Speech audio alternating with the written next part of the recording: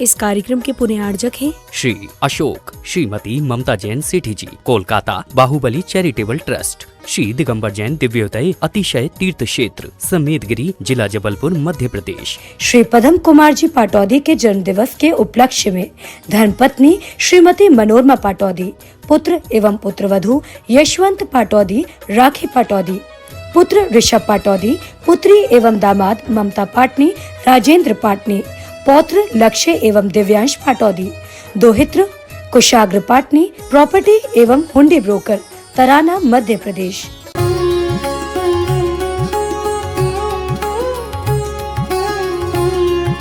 सर्वमंगल मांगल्यों सर्व कल्याण कारकं प्रधानं सर्वधर्माणां जैनं जयतु शासनो, जैनं जयतु शासनो।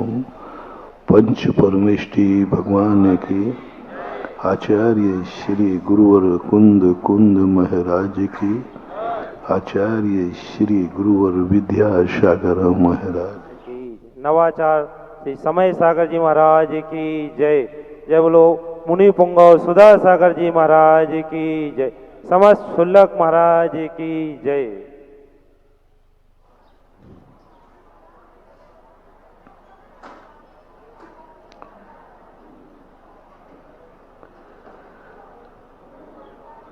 कभी कभी भावनाएं सिद्धांत और सत्य से परे हो जाती। भावनाएं कई बार सिद्धांत का भी उल्लंघन कर देती। इसलिए भावनाओं को सदा सत्य स्वरूप ही माना जाए, ऐसा कोई नियम नहीं। और भावनाएं कभी सही ही निकले, ऐसा कोई नियम नहीं। यदि भावनाओं में एकांत से सत्यता का प्रारूप दे दिया जाए, यदि भावनाएं सही निकल जाएं, तो या तो पृथ्वी का नाश हो जाएगा, क्योंकि भावनाएं अच्छी ही नहीं होती, भावनाएं बुरी भी होती है। दुश्मन जो है अपने दुश्मन का बुरा विचारता है। यदि दुश्मन के विचारने से बुरा हो जाए तो फिर किसी का अच्छा हो ही, क्योंकि कोई ना कोई तो किसी ना किसी का दुश्मन है। बुंदेलखंड में तुम्हारे यहाँ एक कहावत है ना, कौआ की भावना से ढोर नहीं मरते। कौआ की भावना से ढोर मर जाए तो अभी तक तो सब मर गए होते। ऐसे ही भावनाओं से कोई अपन को बुरी भावना देख रहा है, बुरी भावना से कर रहा है, तो डरना नहीं, डरना नहीं कि भावनाएं हमारा बुरा ही कर देंगे। बस यही तो धर्म अपन को चाहिए कि हमारे लिए कोई कितनी भी बुरी रैकी दे, बुरी भावना करे, बुरा सोचे, लेकिन अपना उपादान इतना मजबूत कर दो कि दुश्मन की बद्दुआ भी हमारा कुछ भी नहीं बिगाड़ पाएगी। पहली बात, धर्म यही करता है। धर्म दुश्मन को नहीं रोकता। कल मैंने बहुत अच्छी बात कही थी, तुम ये मत चाहो कि हमारे लिए कौन प्रतिकूल है, तुम ये मत सोचो कि हमारा अच्छा दिन कैसे आएगा। धर्म में अच्छा दिन लाने की ताकत नहीं है। भगवान में भी किसी दुनिया के अच्छे दिन लाने की ताकत नहीं है। भगवान भी चाहें तो भी किसी का अच्छा दिन नहीं ला सकते। गुरु भी चाहें तो तुम्हारा अच्छा दिन नहीं ला सकते। कोई दुनिया में आज तक मंत्र नहीं बना, कोई साधना नहीं, कोई तपस्या नहीं, जिसके करने से अच्छे दिन आ जाते हो। आ ही नहीं सकते। कोई मुहूर्त नहीं है कि इस मुहूर्त में कार्य करोगे तो अच्छे दिन आ ही जाएंगे। बहुत बड़े रहस्यमयी बात का मोटिवेशन दे रहा हूं। कोई मुहूर्त नहीं है जो अच्छा दिन ला सके कि इस मुहूर्त में कार्य करोगे तो नियम से तुम्हारा अच्छा ही अच्छा होगा। इस मंत्र का जाप करोगे तो तुम्हारा अच्छा ही अच्छा होगा। यह तपस्या करोगे तो अच्छा ही अच्छा होगा। मुनि बन जाओगे तो अच्छा ही अच्छा होगा। भगवान बन जाओगे तो भी अच्छा ही अच्छा होगा। है ही नहीं। मैंने तो पूरे शास्त्र छान मारे, एक भी शास्त्र में कहीं अच्छा होने की विधि नहीं मिली कि मेरे अच्छे दिन कब आएंगे। मैं जो कार्य करूं उसमें सब सफलता ही सफलता मिले, ऐसा कोई मुहूर्त नहीं मिला। सफलता वाला मुहूर्त, इस मुहूर्त में काम करो, नियम से तुम्हारी सफलता है। ये सब कहने में आता है, ये सब सभ्यता है। कुछ चीजें ऐसी हैं जो सभ्यता के रूप में आती है। ऐसे ही होते हैं जैसे को आप लोग कहते हो ना, महाराज जी आशीर्वाद दो तो ये दुकान आपकी है, कहते हो ना, आपकी दुकान महाराज, आपका ही मकान है, आप आशीर्वाद दे दो। अब इसमें कितनी सत्यता है? बिल्कुल भी। लेकिन सभ्यता यही है, ये सभ्यता है, व्यवहार है, ऐसा बोला जाता है। और कई बार ऐसे ऐसे, महाराज जी आपकी गाड़ी है, इसको आशीर्वाद, अब भाई बताओ, बदनाम करोगे मेरी गाड़ी। लेकिन कोई बुरा मानता नहीं, वो बोलता है ये भक्त की भाषा है। हम भी बुरा नहीं मानते, हम भी तुमसे नहीं टोकते, क्यों मेरी गाड़ी कहाँ है? हम भी मानते हैं कि भक्त की भाषा ऐसा ही होती है। जो व्यक्ति सभ्यता और सत्यता को, भावना और सिद्धांत को अच्छी तरह जानता है, उसको कभी बुरा नहीं लगेगा।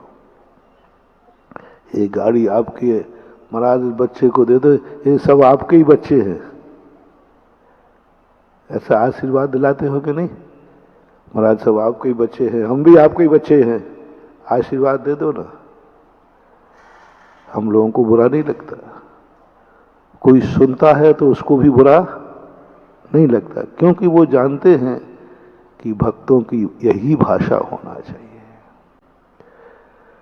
महाराज जी मेरे मकान को आशीर्वाद दे दो ना, ये मेरा मकान है। हाँ क्यों दे दो, तुम्हारे बाप का नौकर हूं, दे दो। भाषा बदलेगी। तुमने जैसी भाषा बदली, ये उद्दंडता की भाषा है। और जैसे तुमने कहा महाराज जी इस तरफ देख लो ना, ये आपका ही मकान है, मैं आपका भक्त हूं तो हमारी संपत्ति भी। अब कोई कहेगा ऐसा क्यों बोलते हो, मकान आपका है। तो भक्त पुराण कहता है कि देखो ये बताओ, हम महाराज के भक्त हैं कि नहीं? और ये तो पक्का है। तो जब मैं महाराज का भक्त हूं तो मेरी संपत्ति भी महाराज की है, तो क्या बात हो गई, अपन तो सब सिद्ध कर देंगे। उनसे पूछो भाई ये बताओ मैं भगवान महाराज का हूं कि नहीं? ये तो पक्का देखा नहीं, तुम तो पक्के भक्त हो, मैं तुम्हें बहुत दिन से जान रहा हूं कि तुम महाराज के कट्टर भक्त हो। हाँ बिल्कुल मानता हूं। बहोरी बंद में भी देखा आप लोगों को, 24 घंटे लगे रहते हो, महाराज के साथ लगे थे बहुत। तो ये तो पक्का है ना कि हम महाराज के भक्त हैं? बोले हाँ ये तो पक्का हो गया। तो बस अब इतनी सी बात तुम्हें समझाना पड़ेगी, जब मैं भक्त भगवान का हूं तो मेरी संपत्ति भी सब महाराज की है। और खुलासा करो, तूने कैसे कहा बेटे ने कि ये मकान मेरा है? किसी दोस्त ने पूछा छोटे बालक से कि तेरा मकान, बोले मेरा मकान यही है। अब वो मकान तो उस समय बनाया था उसके दादा ने जिस समय उसका जन्म ही नहीं हुआ था। फिर वो कैसे बोल रहा है? बोलो वो झूठ बोल रहा है कि नहीं? अभी तो झूठ लग रहा है। अब देखना, हमारा नए दृष्टिकोण दर्शन न्याय कहता है ठीक है भैया, ये मकान तो मेरे दादाजी ने बना पता है, ये बताओ वो मेरे दादाजी तो ओरिजिनल थे ना, मैं उनका पोता हूं कि नहीं? मैं अपने पापा का बेटा हूं कि नहीं? ये तो पक्का नहीं, इसमें तो कोई संदेह नहीं, तुम पक्के बेटे हो। अरे ये तो गलत, तू पक्का फलाने का बेटा है, पक्का, किसी को संदेह नहीं है। तो अरे भैया, जब मैं पक्का हूं कि मेरे ये पिताजी हैं, ये पिताजी मेरे हैं कि नहीं, सबको सहमति क्या है? हाँ हाँ पक्का पक्का। अरे ये तो तू पक्का है, तेरे पिताजी हैं। तो भैया इतनी अकल लगाओ, जब पिताजी मेरे हैं तो पिताजी का मकान भी मेरा है, मेरी संपत्ति है, क्योंकि दुनिया को इतना सा मालूम है। हाँ मेरे पिताजी नहीं हैं तो फिर मेरी वो संपत्ति भी, जो मेरा पिता नहीं है उसके मकान को तुमने कहा कि ये मेरा है, तो ये गलत हो जाएगा। लेकिन ये पक्का हो गया कि ये मेरे पिताजी हैं, तो पिताजी की संपत्ति को मेरी कहना कौन से दोष में आता है? पिताजी के मकान को मेरा मकान कहना कौन से दोष में आता है? नहीं आता। ये है दर्शन, ये है न्याय, ये है न्याय। संपत्ति पिता की थी और बेटा कह रहा है कि ये मेरा मकान है, मेरा एड्रेस है, और बनाया था पिताजी ने। किसी को आज तक बुरा लगा? कानूनन अपराध, उस पर कानूनन अपराध के इसने झूठ बोला, पिताजी के मकान को इसने अपना मकान कहा। कौन सी धारा के अनुसार इसको केस करूं? अशोक जी, पिताजी का मकान था पक्का, और तुमसे पूछा, मैंने ही पूछ लिया कि तुम्हारा मकान कहाँ? अरे महाराज यही तो मेरा मकान है। और रजिस्ट्री निकलवाई तो किसका नाम चढ़ा था? पापा का, दादा का, पीढ़ी का। अब तुम्हारी इस झूठ को कौन सी धारा के अनुसार झूठ माना जाए? कोई धारा नहीं। कोर्ट भी जाओगे तो कोर्ट यही कहेगा उसने गलत क्या बोला। बस ये सिद्ध कर देना कि हाँ ये मेरा बाप है, उसमें चूक गए बेटा तो फिर तो गए काम से। अपन को सिद्ध क्या करना है? ये मेरे पिताजी पक्के हैं। फिर पिताजी की, जब पिताजी मेरे हैं तो उनकी संपत्ति को मेरा कहना कानूनन अपराध नहीं है। लेकिन सत्य नहीं है, सत्य तो मकान पिताजी के नाम ही है। सभ्यता और सत्यता, ये दोनों एक ऐसे विरोधी है, लेकिन दोनों के बिना जिंदगी नहीं चलेगी। इसी प्रकार लोग कहते महाराज, कितना लोग झूठ बोलते हैं, आपके कोई मकान नहीं, जायदाद नहीं, परिवार नहीं, बच्चे नहीं, कुछ नहीं, फिर भी आपके भक्त कहते हैं महाराज ये आपका ही मकान है, ये आपका ही दुकान है, ये आपकी फैक्ट्री है। तो महाराज जी कितना झूठ बोल रहे हैं। जो जैन दर्शन को नहीं जानने वाले हैं, एकांतवादी, वो यही कहते हैं ऐसा बोलना बहुत गलत है, उन अज्ञानियों को पता नहीं है। एक मुमुक्षु ने ऐसे ही कहा था, तो मैंने कहा बेटा आज के बाद तुमने बाप की संपत्ति को मेरा कहा तो खबरदार।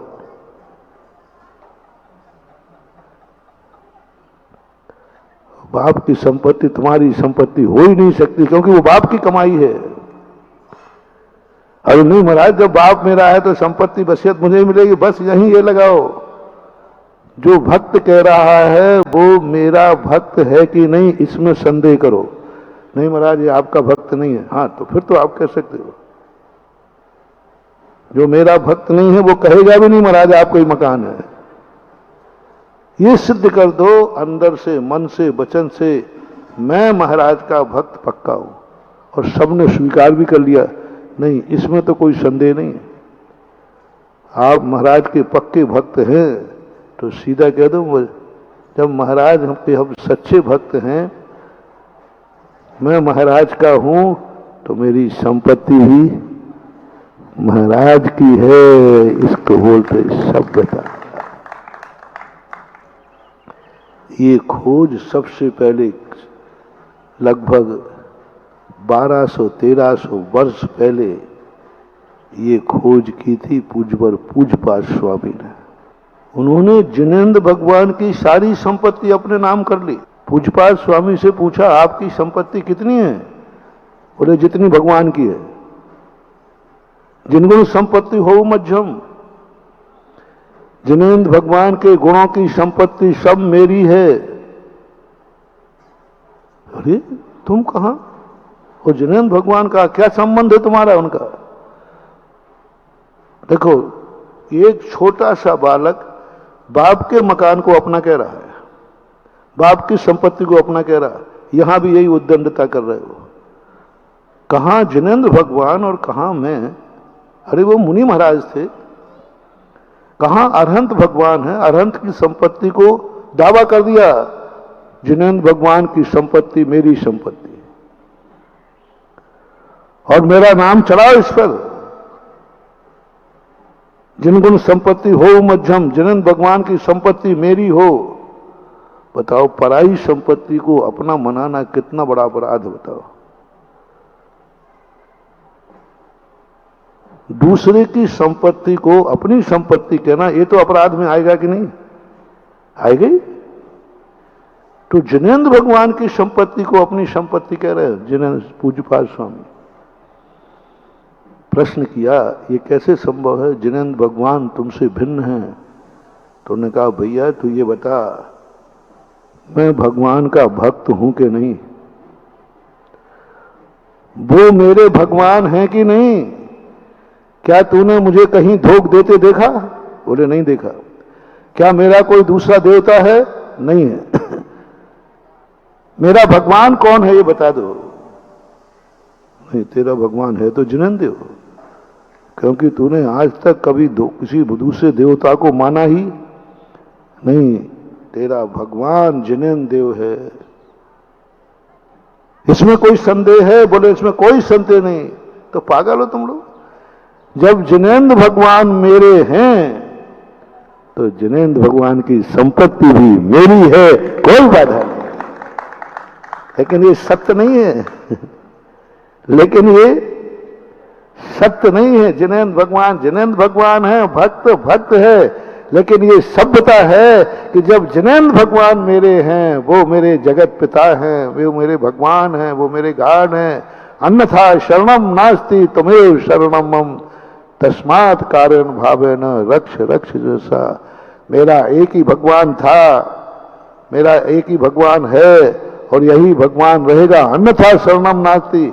मैंने आज तक किसी की शरण नहीं ली। मैंने जब भी भजन किया, सुख में दुख में अच्छे बुरे में, कभी भी पूछ लेना मेरा देवता कौन है? बोलो, तुम्हारा देवता कौन है? जिनेंद्र देव अरहंत। उठते पूछो, सोते पूछो, दिन में पूछो, रात में पूछो, सुख के दिनों में पूछो तो किसका नाम? नमोरिहंताणम। दुख के दिनों में पूछो तो नमोरिहंताणम। जहां भी देखो, नहीं ये तो पक्का है। बस ये पक्का सिद्ध कर दो महानुभाव। बहुत बड़ा मोटिवेशन दे रहा हूं तुम्हें। ये सिद्धि करना है कि मैं इनका बेटा हूं। बस बहुत बड़े तुम्हें अपराध से बचा रहा हूं,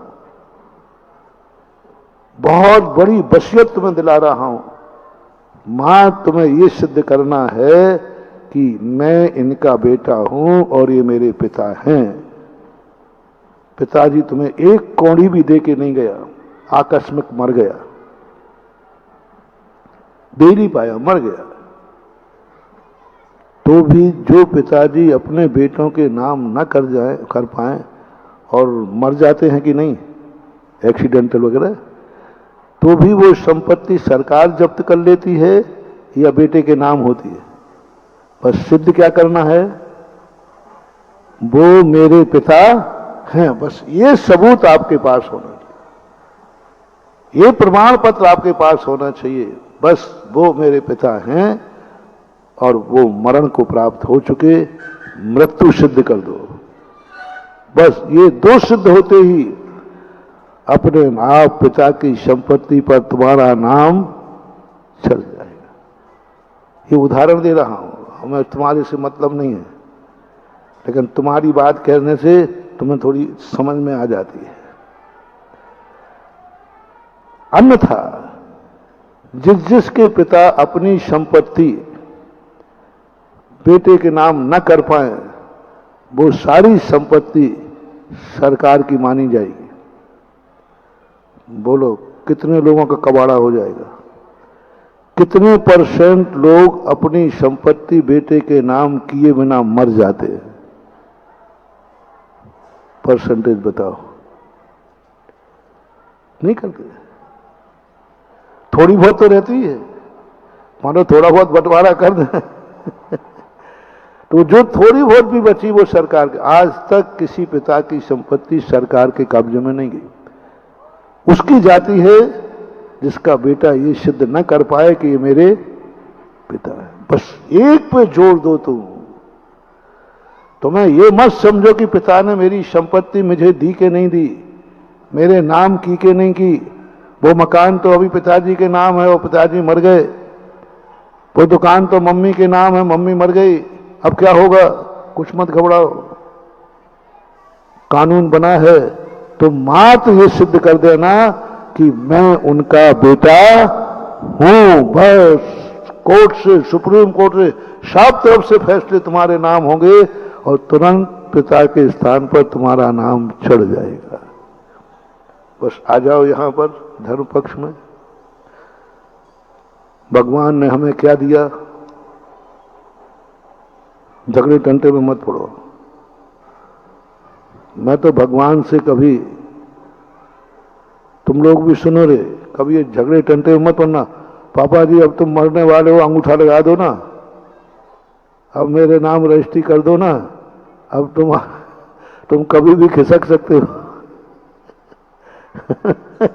हो जाता है कई बार। कई बच्चों को ऐसा लगता है, कई बच्चों को ऐसा लगता है अरे भाई करा ले, नहीं तो वो चले जाएंगे।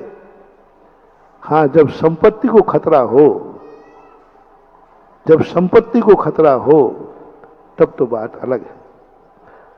लेकिन तुम अकेले बेटे हो और कोई खतरा नहीं है तो आप बिल्कुल पिता को संक्लेश मत करो, पिता की दृष्टि में, नजरों में मत गिरो।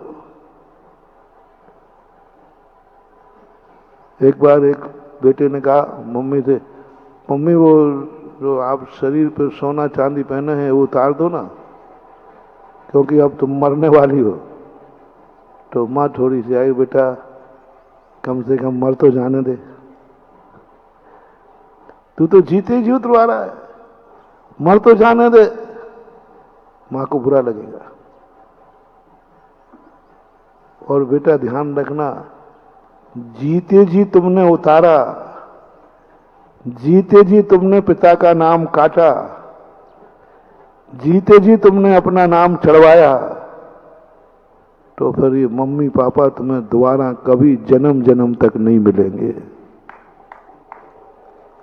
खत्म होगा मामला, खत्म।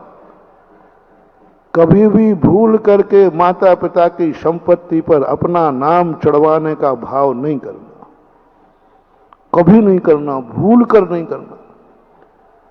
चाहे करोड़ों अरबों की संपत्ति हो, चाहे राजगद्दी हो, चाहे अयोध्या का राज हो, कहीं का भी हो, कभी भी ये भाव नहीं करना कि पिता की संपत्ति पर मेरा नाम चढ़ जाए, क्योंकि अब पिताजी मम्मी की उम्र ज्यादा। और ये भी हो सकता है, क्या पता बाद में मम्मी पापा आजकल महाराज जी के पास जाने लगे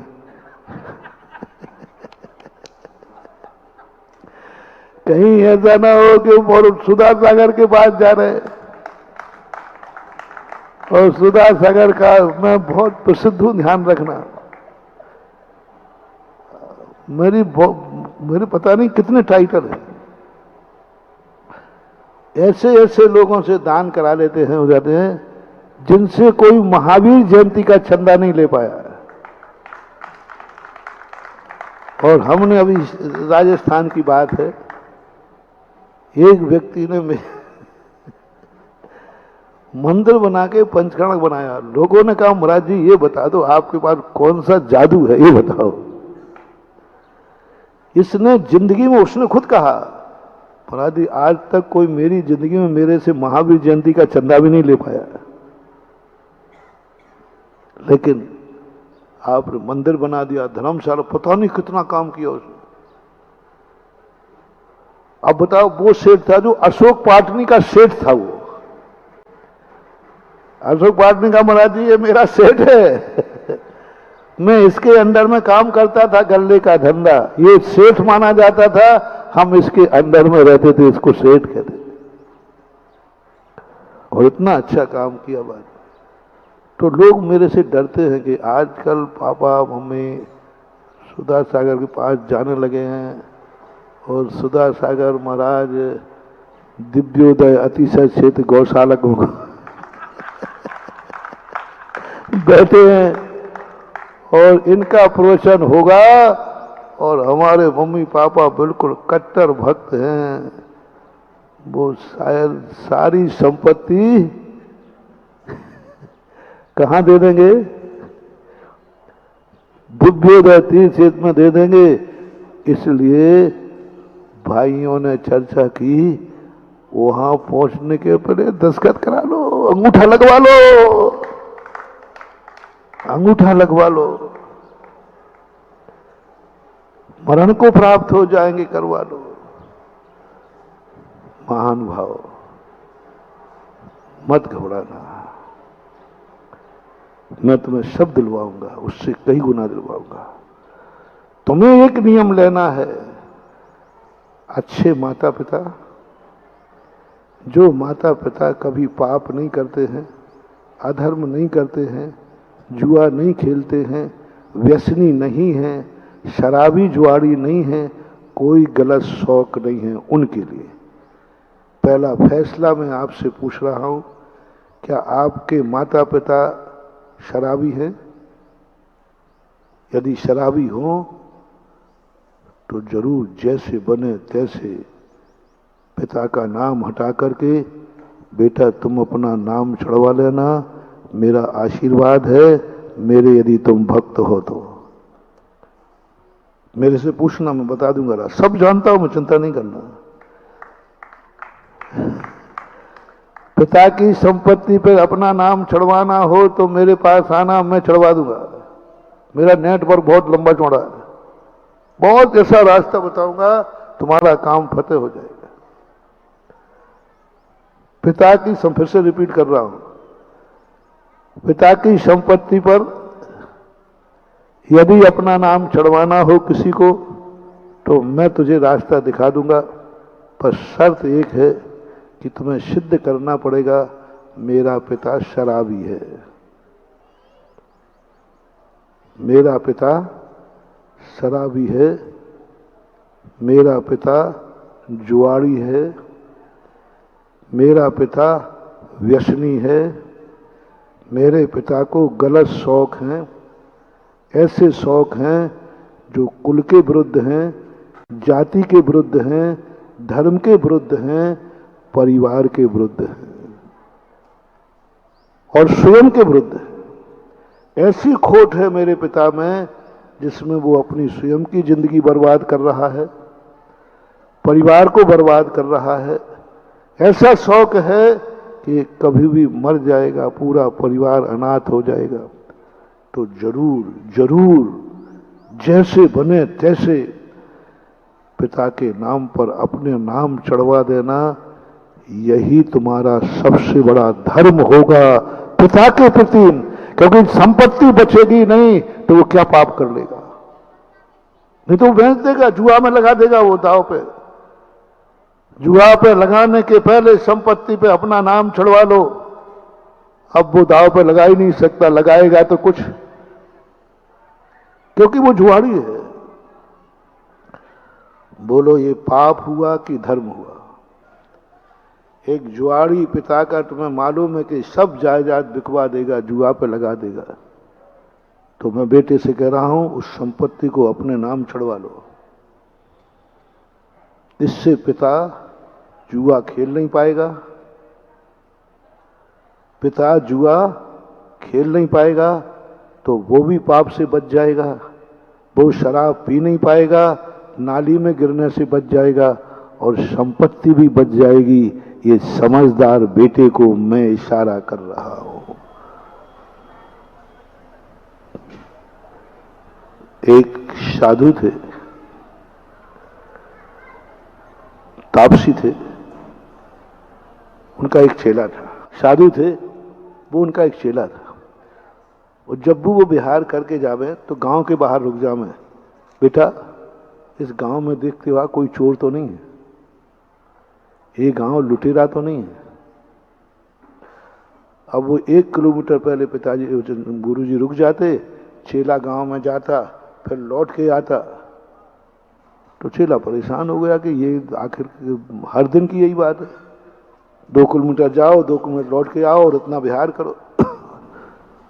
तो उसने कहा ये तो हर दिन की परेशानी। बाबा जी गुरुजी ये क्यों पूछते हैं, जाके देख के आओ कोई चोर तो नहीं है, देख के आओ कोई चोर तो नहीं है। चेला के एक दिन दिमाग चला कि बाबा जी के पास है क्या जो चोरी का डर लग रहा है, बार बार भेजते कि चोर तो नहीं है। बाबा जी सो गए तो बाबा जी हमेशा एक गुटान लिए रहते थे, गुटान। तो बस उस गुटान को यहां वहां नहीं छोड़ते थे। भोजन करें तो गुटान पास में, गुटान जानते वो तुम्हारी लकड़ी चलने वाली, भोजन को जाए तो बिल्कुल पास में रख ले हुए। रात में सोए तो बिल्कुल रात में सिरहाने ऐसे पकड़ के सोते थे वो। उसने सोचा कि बाबा जी की इस गुटान में कोई मामला है। तो एक दिन बाबा जी सो गए, उसने धीरे से गुटान हलाई तो उसमें थोड़ी आवाज आई, बजन जी। खोला, जैसे खोला तो उसमें एक हीरा था, एक डायमंड। अच्छा, चेले ने सोचा ये डायमंड है जो हमारे प्राण लेता है। ये डायमंड के कारण से गुरुजी भेजते हैं कि जा देख या कोई चोर चपाट तो नहीं है। उसने तुरंत, जंगल में तो रुका ही था, उसने खोला और डायमंड को कुएं में फेंक दिया। और ज्यों की तो लाठी कस के सुबह उठ करके फिर बिहार हुआ। शाम को फिर कहा गुरुजी ने, बेटा देखा इस गांव में कोई लुटेरे नहीं। बोले गुरुजी आप चिंता मत करो, इस संसार में कहीं चोर नहीं है। अब बोले ऐसा कैसे बोलता है? बोले गुरुजी आपका चेला हूं, दावा कर रहा हूं इस संसार में कहीं चोर नहीं है। तू कहा कि इस गांव को जानता नहीं? साहब मैं तो कहीं नहीं गया, कभी नहीं गया। साहब मैं कह रहा हूं कि अब कहीं चोर नहीं है, कहीं चोर, गारंटी मैं ले रहा हूं ना, आज के बाद कहीं चोर आएगा ही नहीं, चोर है ही नहीं कहीं। बोले कैसे चोर नहीं है साहब? बोले गुरुजी, गुरुजी ने कहा कि मामला गड़बड़ दिख रहा है। बोले गुरुजी अब कोई चोर नहीं आएगा आपके पास। इसका अर्थ अभी तो ठीक बोल रहा था कोई चोर नहीं है, अब तो कह रहा आपके पास कोई चोर। मामला क्या है? गुटान उठाई, कहां गया? बोले गुरुजी वो तो पीछे वाली नदी में फेंक आया मैं। चोर गांव में नहीं था, वो चोर तो तुम्हारी लाठी के अंदर था। अब देखें कौन चोर आता है। बाबा जी आपको क्या लेना देना है हीरो बीरो से? तुम्हें तो चोर डाकू सब कोई मतलब नहीं। साधु यदि चोरों से डरेगा तो दोनों का अड्डा एक ही है, चोरों का और साधुओं का। डाकू जंगलों में रहते हैं, साधु जंगलों में, कहां तक बचोगे तुम? चोर और डाकू का ठाइया एक ही है। इसलिए चोर और डाकुओं में कभी भी गड़बड़ नहीं हुआ। आज तक चोरों ने साधु को लूटा नहीं और साधु कभी डाकुओं से डरा नहीं। जो साधु डाकुओं से डरे उसके पास कोई माल है, और जो डाकू साधुओं को लूटे वो मूर्ख है। क्योंकि साधु के बोले कहां जा रहा है, साधु को लूटने, पागल हो गया क्या? कोई होता ही नहीं। हमारे साथ एक बार हुआ ऐसा। एक बार हम इधर ही मुंगावली है, वहां से बिहार कर रहे थे। एक रेलवे पटरी जाना था और बिना 28 किलोमीटर लगभग है, रास्ते में रुकना पड़ता था। और जहां रुकना पड़ेगा वहीं रात में डाकू रुकते थे, लूट लाट के आते थे। तो रेलवे के उजड़े हुए क्वार्टर थे, वहां रुकना पड़ेगा। लोगों ने कहा महाराज जी मत जाओ आप इस रास्ते से, रास्ते में डाकू है, नियम से उनका ठाइया ही वही है, वो रात में आकर के वहीं सब माल को बांटते। और यदि हम लोग सब पहुंचेंगे तो, अब मैंने पैसे तो मैं मान जाता, लेकिन मेरी पता नहीं क्या कुंडली में उल्टा है। तुमने मुझे डराया, बस फिर तो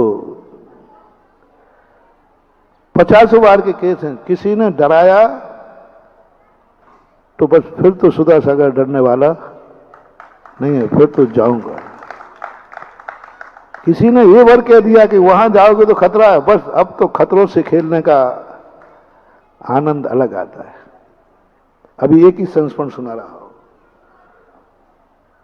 और कुछ चीज बताते कि रास्ता ठीक नहीं है, रास्ता गलत है, चल नहीं पाओगे वो, लेकिन उन्होंने कह दिया कि वहां डाकुओं का खतरा है। अरे अब तो हमारे हाथ में खुजली चल गई। बोले महाराज जी अब आप जाओगे तो हम लोगों को जाना पड़ेगा, हम लोगों की वो बहुत बुरी हालत करेंगे, लूटेंगे।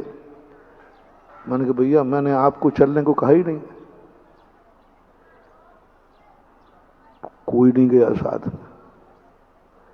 अब हम तो चल दिए आगे थे, हमारे साथ एलक निशंक सागर जी महाराज जी थे, हम दोनों चल दिए। कोई नहीं, सब करे भैया अपन को नहीं जाना, लौटना है। 4-5 बच्चे थे, वो 4-5 बच्चे हमारे पीछे हो लिए। वो तो शाम वहां होनी ही थी, रेलवे क्वार्टरों में जो उनके थे वहीं हम लोग रुक गए।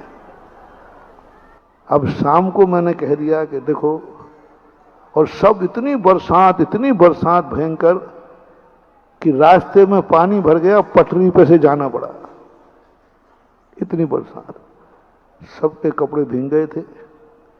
रात में तो वो होना ही था, तो सब ने अपने कपड़े, लाइट नहीं थी वहां, अंधेरा था, टार्च हम लोग के पास थी नहीं, किसी के पास भी नहीं थी, कुछ भी नहीं। सब ने अपने कपड़े निचोड़ करके उस सूखने डाल दिए अंदर कमरे में, और सब दिगंबर हो गए। अब रात के लगभग 1:30-2 बजे वो लूट लाट के जहां से आए, उनका ठाइया ही था। उनका यहाँ कोई, उनके पास टार्च थी, बड़ी टार्च थी, एकदम तेज टार्च थी। उन्होंने टार्च को जैसे मारा, हमने सबसे कह दिया चुपचाप सब सामाय के बैठ जाओ, किसी ने आंख खोली तो पिटोगे। आंख खोलना नहीं, भागना नहीं, कुछ नहीं करना। और हम सामने बैठ गए, पीछे सामने हमने रख दी, एलक जी ने सामने रख दी, और इन लोगों से कहा तुम लोग सामने, सब लोग सामने बैठ गए। उन्होंने टार्च मारी, कौन है यहाँ पर, कौन है? मैंने कहा कोई भी बोलना मत। वो टार्च दिखी तो उनको सबसे पहले पीछे दिखी। अब बुंदेलखंड के डाकू भी जानते हैं कि दिगंबर मुनि क्या होते हैं। हमारे पूज्य गुरुदेव की सबसे बड़ी विशेषता थी कि उन्हें डाकू भी जानते थे कि ये कौन है। पीछे देख के उनका सर, चुप चुप, अब वो उनको चुप कर रहा था, चुप बोलो मत, मुनि महाराज हैं यहां, आज मुनि राज आए हैं, मुनि महाराज लोग रुके हैं, चलो अपन कहीं दूसरी जगह चलते हैं, महाराज को डिस्टर्ब नहीं करना, महाराज ध्यान में बैठे हैं। उधर बच्चों की यूं, और वो जान गए महाराज। मैंने कहा बुंदेलखंडी डाकू होगा तो वो पहचान जाएगा ये कौन है, और कोई बाहर का होगा तो फिर जो होगा तो देखा जाएगा। लेकिन वो बुंदेलखंडी थे, और पूरा देख करके एकदम एक शब्द को बोल दिया, चुप, कोई आवाज नहीं करेगा। देखो महाराज, ओहो अपने अभाग्य हैं, आज जिनके दर्शन करने दुनिया जाती है वे अपन को दर्शन देने आए हैं। उनको दर्शन देने अभाग्य हैं। सारे डाकुओं ने अपनी पिस्तौल रखी, हम थोड़ा आंखें यूं करके देख रहे थे, पूरी तो खोलना नहीं है। उन सब ने सब जय हो बाबा जी, जय हो बाबा जी, जय हो। सबके जितने बच्चे थे उन सबके पड़े, बच्चे के भी पैर पड़े और बच्चे यूं कांप रहे और बाबा जी धन्य, इतने सारे महाराज, और पैर पड़ करके वो लोग चले गए। बोलो, मैंने कि बच्चों देखो, आज डाकुओं से भी तुम्हारे पैर पड़वा दिए।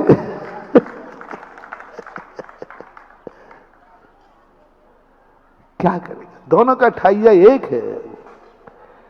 डाकू और साधु कब तक बचेंगे दोनों एक दूसरे के? दोनों को एक स्थान पर रहना है। उनका जंगल है, हमारा जंगल है, सब एक साथ, कोई डर नहीं है, कुछ नहीं बिगाड़ते डाकू। बस इतना हो जाए कि डाकू को पता चल जाए कि ये सही में साधु हैं, इनके पास कुछ भी, उनको थोड़ा ही पता चल गया कि इनके पास माल है, फिर तो डाकू कहेगा कि अब तो बाबा जी क्यों कर। और उस दिन के बाद गुरुजी निश्चिंत हो गए, चेला की परेशानी दूर हो गई। बोलो, उस चेला ने महाराज के डायमंड को फेंक दिया, अच्छा किया कि बुरा किया?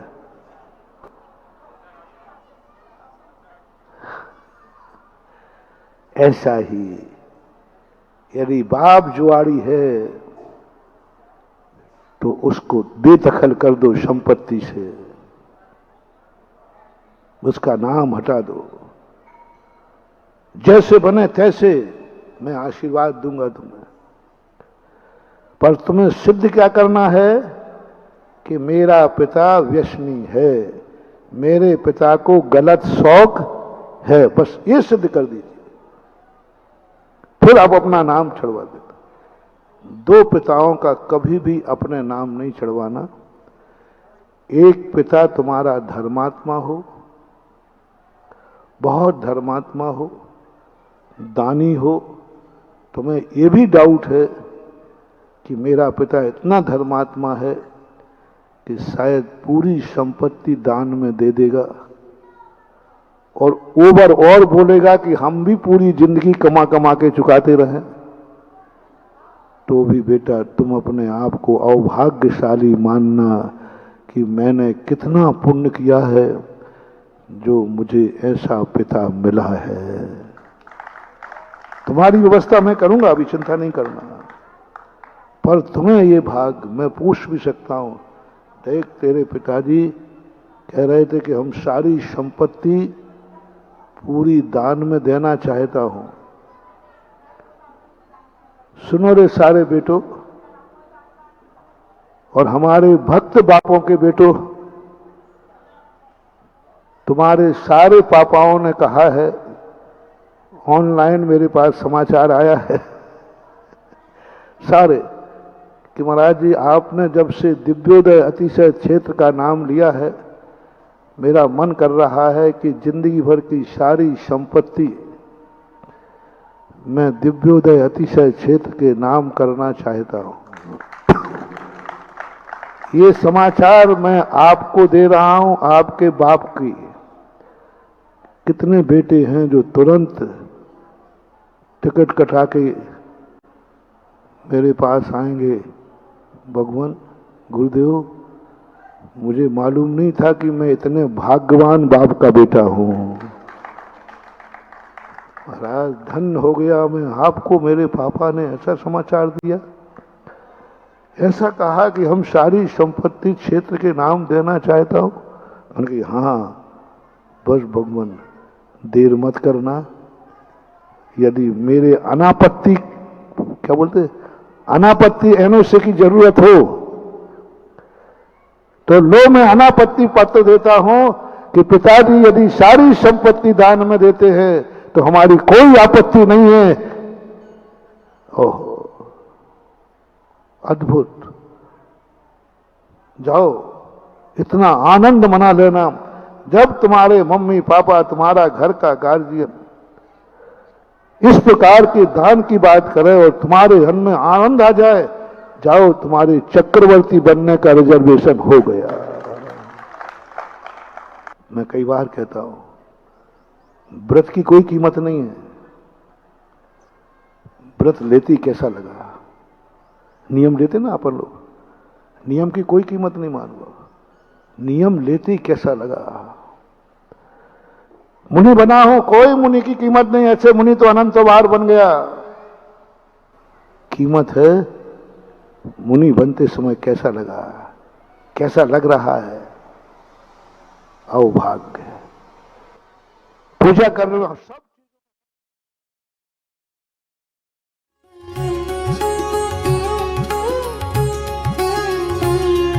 आचार्य श्री गुरुवर कुंद कुंद महाराज की, आचार्य श्री गुरुवर विद्यासागर महाराज की, जगत पूज्य भगवान की।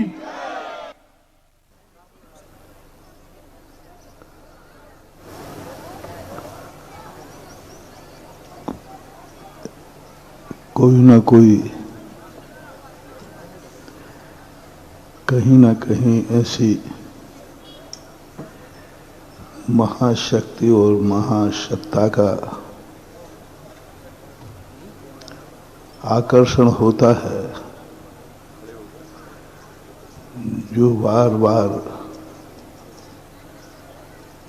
महाशक्तियों के लिए भी आकर्षित कर लेता है।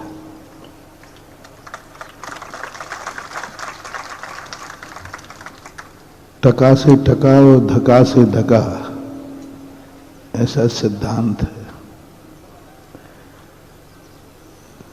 एक पानी देखने वाले लोग थे, वो नारियल को हाथ पे ले लेते और जैसे ही हाथ पे नारियल लेके चलते हैं, जहां पानी होता है वहां नारियल जो सीधा लेटा हुआ था वह ऊपर को प्राप्त हो जाता है, उसके जटा ऊपर को हो जाते। मैंने सोचा कि ऐसा क्यों, और देखा गया जमीन के अंदर पानी था। एक नारियल के पानी को कैसे मालूम कि जमीन के अंदर पानी है, और जमीन के अंदर के पानी को कैसे मालूम कि नारियल के अंदर पानी है। सूखे नारियल में नहीं होता ये करिश्मा, गीला नारियल होना चाहिए, और जितना पानी पावरफुल होगा नारियल का उतना ही वहां नीचे पानी होता है। फिर मैंने भी सोचा कि इसको प्रैक्टिकल, शायद इसके हाथ में कुछ गड़बड़ी होती होगी, तो फिर वो मैंने भी लिया और मैं भी घूमा, तो वही पोजीशन मेरे हाथ पर हुई। फिर ये दृश्य को मैंने शास्त्रों से देखा, समस्त वास्तु शास्त्रों को खोजा, तब मिला कि हर व्यक्ति, हर शक्ति अपनी सजाती शक्ति को पहचानती है, वो कितनी भी दूर क्यों ना हो। हवाएं भी हवाओं को पहचानती हैं, माटी भी माटी को पहचानता है, अग्नि भी अग्नि वाले को पहचानती है। वही दीपक जलेगा जिसमें जलने की योग्यता है। जलता हुआ दीपक पानी वाले दीपक को नहीं जलाता, घी वाले दीपक को जलाता, क्योंकि वो स्वयं घी वाला है, स्वयं प्रज्वलमान है, तो वह अपने समान शक्ति वाले को उठाने का प्रयास करता है। नेचर होता है, हर वस्तु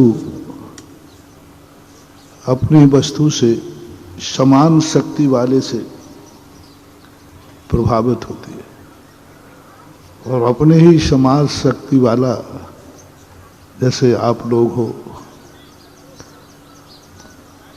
यदि आप लोगों को अपना कोई भी वस्तु शेयर करना है तो आप अपने परिवार वालों को शेयर करते हैं।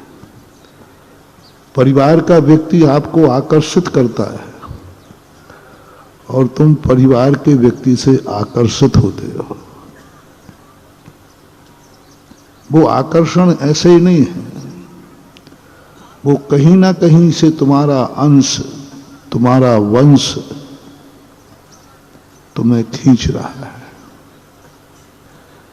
क्योंकि जो अंश तुम्हारे अंदर है वही अंश तुम्हारे परिवार के अंदर है, तो दोनों एक दूसरे के लिए कहीं ना कहीं से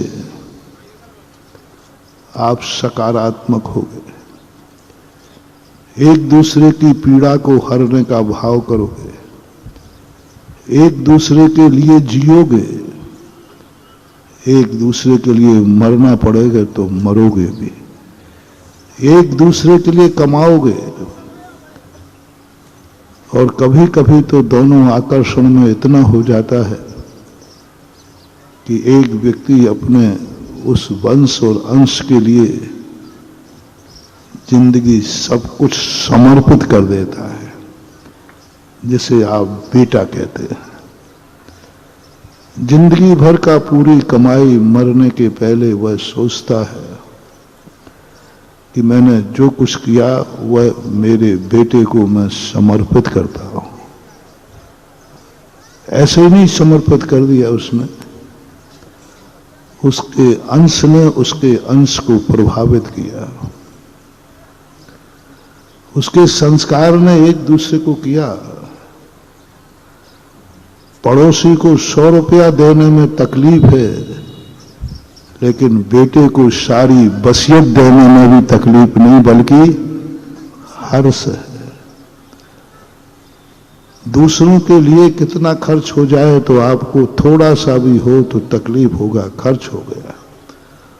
और अपनों के ऊपर जब लुटाना हो तो कर्जा लेकर के भी आप लोग शादी विवाह करते हो ना, तो अपनों के लिए तुम कितना लुटा देते हो, कितना ज्यादा। सब यही भाव आता है, काय के लिए कमाया है, इसी के लिए कमाया है, ऐसा भाव आता है। यही चीज जब परिवर्तित होकर के धर्म की तरफ जाती है, जब किसी व्यक्ति के अंदर धर्म उत्पन्न हो जाता है तो वह भी सामने वाले के धर्म को देख करके उसका आकर्षण भी इतना हो जाता है कि पूरी जिंदगी धर्म के लिए समर्पित कर देता है। तुमने साधु संतों को देखा, धर्म का जैसे ही आकर्षण बना, धर्म को जैसे ही उन्होंने, तो उसके अंदर का बैठा हुआ धर्म इतना आकर्षित हुआ कि उस धर्म को पाने के लिए साधु चक्रवर्ती पद का भी त्याग, कोटि 18 घोड़े छोड़े, 84 लख हाथी इत्यादि जग संपत्ति छोड़ी, जीर्ण तृण सम। किसने आकर्षित कर लिया? एक एक रुपए के लिए व्यक्ति मरता है, एक एक गज जमीन के लिए व्यक्ति कितना क्लेश उठाता है, और ऐसे ही सारे 6 खंड की सारी संपदा यूं छोड़ दी, कोई कीमत ही नहीं, जीर्ण तृण सम त्यागी, सड़े हुए तिनके के समान छोड़ दी। आखिर क्या है? एक और व्यक्ति एक एक रुपए के लिए मर रहा है और एक एक यह व्यक्ति धर्म से इतना आकर्षित हुआ कि उसको जीर्ण तृण के समान छोड़ करके वनवासी हो जाता है और कष्टों के तरफ अंबार लगा देता है। घर की सुख सुविधाएं छोड़ करके वनवास के कष्टों को सहन करने के लिए तैयार हो जाता है। साता वेदनी कर्म के सुख को भोगने की अपेक्षा असाता वेदनी कर्म के भोगने को तैयार हो जाता है। गाड़ियों और विमानों में घूमने वाला व्यक्ति धर्म से क्या आकर्षित हो जाता है, जो पैदल चलने के लिए भी आनंदित हो जाता है। पैदल चल पड़ता है नंगे पैर, जिनके लिए विमान थे, रथ थे, घोड़े थे। क्या आकर्षण बन गया कि जो पैदल चल पड़ा। क्या आकर्षण पड़ गया कि कैश लॉन्च कर डाले। क्या आकर्षण बन गया कि सारे सुखों को छोड़कर दुख के सामने दुख का पहाड़ है, फिर भी उस दुख के पहाड़ को पार करने के लिए तैयार हो जाता है मुमुक्षु, क्योंकि वो आकर्षण हो गया। यही बात आज मैं केसली में महसूस कर रहा हूं। मैं सोच नहीं पा रहा कि केसली में ऐसी क्या हुंडी गड़ी है, क्या है यहां। आज से हो सकता है सन पता नहीं मुझे, जब आचार्य से 86 की घटना, अभी हाल हम उस समय सागर जी महाराज जी नैनागढ़ से बिहार करके बीना जी पहुंचे थे। बीना बारा नहीं, बीना जनसंघ। और आचार्य से जैसे केसली की तरफ बढ़े और एकदम हम लोगों ने समाचार मंगाया नहीं, मंगाने का सवाल ही नहीं। अभी तो संघ से बिहार हुआ था, महीना डेढ़ महीना हुआ था, तो अभी कोई समाचार का कोई सवाल नहीं था। एकाएक केसली से समाचार पहुंचा कि जितने जल्दी हो सके केसली आ जाओ। हम लोग आकर्षित में थे कि आखिर ऐसी केसली में क्या जन्नत लग रही, कौन सा मेला होने वाला है, कौन सा क्या होने वाला है। लेकिन आदेश आए, इतने जल्दी चल के आए, इतने जल्दी चल के आए। शाम को सुर्खी से चले तो गौर झामर और सुबह गौर झामर से चले तो केसली। गौर झामर रुके नहीं, रात रुके तो सुबह तो यहां आ गए। रास्ते में चलते चलते थोड़ा सा समय मिलता था तो चल देते थे, चलो 2-5 किलोमीटर और चल लो, क्योंकि आचार्य ने कहा जल्दी आ जाओ। तो रास्ते में पुलिया के पड़े हुए जो पाइप है उनमें सामयिक करते थे। अब जहां सामयिक का समय हो जाए तो बैठ जाते थे वहां बिल्डिंग। उस समय कोई विशेष पता नहीं चला कि आखिर क्या बात थी।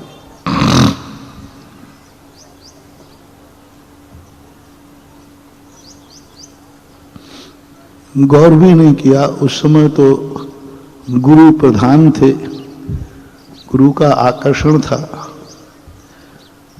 तो यही सोचा कि चलो अपना पुण्य का उदय आया है कि जल्दी गुरु के दर्शन।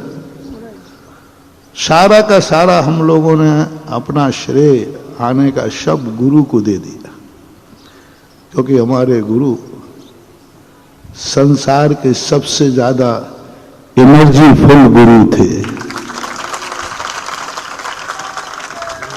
उनसे ज्यादा एनर्जी, उनसे ज्यादा लोगों को आकर्षण करने वाला जीव अभी तक तो इस युग में दुनिया में नहीं। आप भी सहमत हैं कि नहीं? अपने पूज्य गुरुदेव आचार्य विद्यासागर महाराज की जो एनर्जी, जो पावर था, क्या आपने निकट अतीत में कभी ऐसा सुना? आगे की तो अब कल्पना करना बहुत, जो उनकी एनर्जी थी, उनका पावर था, उनका आकर्षण था, उनका ध्यान करने से मन प्रफुल्लित होता था, उनकी आंखें दर्शन कर लें तो आंखें धन्य होती थी, और कानों से आवाज सुन लें तो कानों धन्य हो जाते थे, मुंह से उनकी जय बोल जाए तो मुंह धन्य हो जाता था, और हाथों से यदि पैर छू ले तो हाथ धन्य हो जाते थे। और उनके चरणों पर, उनके कथन पर कहीं पसीने की कमाई धन लग जाए तो धन धन्य हो जाता है। उनसे बराबर आकर्षण जिसमें सब कुछ है, एक चीज नहीं। किसी का ध्यान करने से व्यक्ति को अच्छा लगता है, किसी को देखने में अच्छा लगता है, किसी की बात सुनने में अच्छा लगता है, किसी की बोलने में अच्छा लगता है, लेकिन हमारे पूज्य गुरुदेव सब तरफ से अच्छे थे, और उनकी बराबर एनर्जी भगवानों की मूर्तियों में भी पाना दुर्लभ था, जो उनके पास एनर्जी थी। लेकिन इस बार जब मैं आया हूं, मैं सोच रहा था केसली वाले इतनी मेहनत मेरे पीछे क्यों कर रहे हैं। जितनी मेहनत केसली वालों ने की है मुझे लाने के लिए, इतनी मेहनत तो चतुर्मास कराने वाले भी नहीं करते।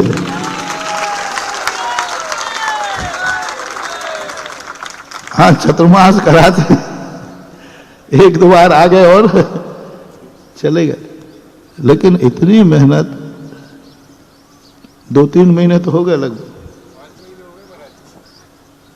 हमें गिनती पता नहीं कि तुम लोग नारियल कितने चढ़ा चुके हैं। इतनी मेहनत में यही सोच रहा था कि इतनी मेहनत क्यों कर रहे हैं, कौन करा रहा है इनसे इतनी मेहनत।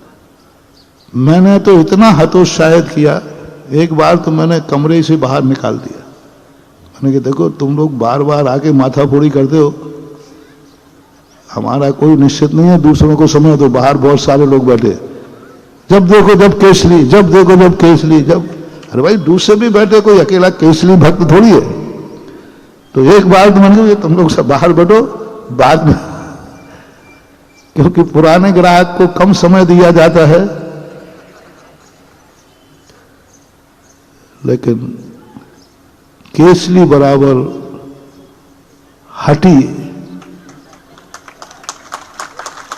जिद्दी, और तुम्हारी बुंदेलखंडी भाषा में कहें तो बेशरम।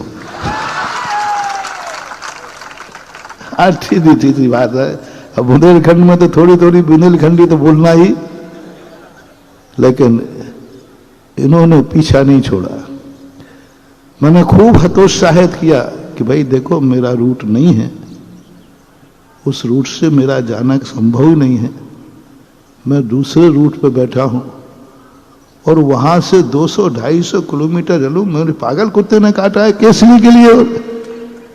उस समय तो गुरु की आज्ञा थी, तो उस समय तो हमारा कोई विकल्प था नहीं, क्योंकि गुरु ही मुख्य थे। अब क्यों आऊं, क्या पड़ी है, क्या आकर्षण है, कुछ नहीं। मैंने कहा भैया मेरा तो ना तो मन है और न मेरा कोई प्रकार का वहां आकर्षण है। तुम्हारी केसली तुम्हारे लिए मुबारक हो, और हमारे लिए कोई मतलब ही नहीं निकला। लेकिन क्या, कौन प्रेरणा दे रहा था तुम्हें बार बार मेरे आने पर? इतनी जिद्द करके, इतना हतोत्साहित करके, शायद इतना हतोत्साहित मैंने आज तक किसी समाज को नहीं किया। आप लोगों से पिंड छुड़ाने के लिए, यानी कि केसली वालों का आना बंद हो जाए। दर्शन करने तो आए, लेकिन मुझे लेने के लिए ना, क्योंकि मुझे जाना ही नहीं है, भी मत लगाना। क्या सोच लिया मन में? जाना ही नहीं। कौन कहाँ कटनी, कहाँ क्या, कोई पैदल चलता हूं जी, कोई गाड़ी थोड़ी है कि क्या निमित्त बनाया। एक साथ कटनी से बहोरी बंद बुलाया, पहले बहोरी बंद से गोसलपुर बुलाया, और गोसलपुर से यहां से भी मैंने बहुत सारे रास्ते देखे। तारादेवी से सीधा झलोन होके था, लेकिन फिर पता नहीं एकदम मंदिर से बाहर, मंदिर में दर्शन करते समय झलोन था, और जैसे मंदिर के बाहर चौराहे पे आए तो रामपुरिया आ गया। अब मैं पूरे रास्ते में सोच रहा हूं कि आखिर इस बार क्या है। फिर मैंने सोचा कि शायद आचार्य श्री ऊपर से गड़बड़ कर रहे होंगे, क्योंकि उनका फेवरेट स्थान है केसली। क्योंकि ऐसे विपरीत परिस्थितियों में यहां पंच कल्याणक हुआ था, वो उस समय के समय एक अद्भुत आश्चर्य हुआ था। गाय और शेर एक घाट पर पानी पिया था केसली में। संकेत समझ गए होंगे, समझदार हो पुराने लोग। तो मैंने कही शायद अब जब आज मैं यहां बड़े मंदिर के दर्शन किए, झंझना गया पूरा शरीर। ऐसी स्थिति, ऐसा आकर्षण। अब पता चला कि बार बार तुम्हें कौन भिड़ रहा था, वो थे केसली के आदिनाथ भगवान। तुम्हारी औकात नहीं थी जो मुझे मोड़ दे, ध्यान रखना।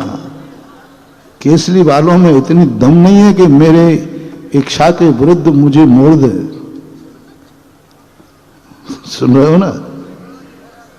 केसली वाले तो ऐसे सैकड़ों आ जाए तो हमें तो जहां जाना है वहीं जाएंगे, तुम मोड़ने वाले इतनी दम भी नहीं है। लेकिन आज जैसे ही भगवान को छुआ तो हमारी सारी की सारी जो अंदर की एनर्जी थी वो ऐसे समर्पित हुई। आज तक मैंने गांव के मंदिरों की सारी मूर्तियों को टेस्ट किया, लेकिन जो एनर्जी केसरी के आदिनाथ भगवान में है वो दुर्लभ है। इस कार्यक्रम के पुण्यार्चक थे श्री अशोक श्रीमती ममता जैन सेठी जी, कोलकाता बाहुबली चैरिटेबल ट्रस्ट। श्री दिगंबर जैन दिव्योदय अतिशय तीर्थ क्षेत्र, समेतगिरी, जिला जबलपुर, मध्य प्रदेश। श्री पदम कुमार जी पाटौदी के जन्म दिवस के उपलक्ष्य में धर्मपत्नी श्रीमती मनोरमा पाटौदी, पुत्र एवं पुत्रवधू यशवंत पाटौदी, राखी पाटौदी, पुत्र ऋषभ पाटौदी, पुत्री एवं दामाद ममता पाटनी, राजेंद्र पाटनी, पौत्र लक्ष्य एवं दिव्यांश पाटौदी, दोहित्र कुशाग्र पाटनी, प्रॉपर्टी एवं हुंडी ब्रोकर, तराना, मध्य प्रदेश।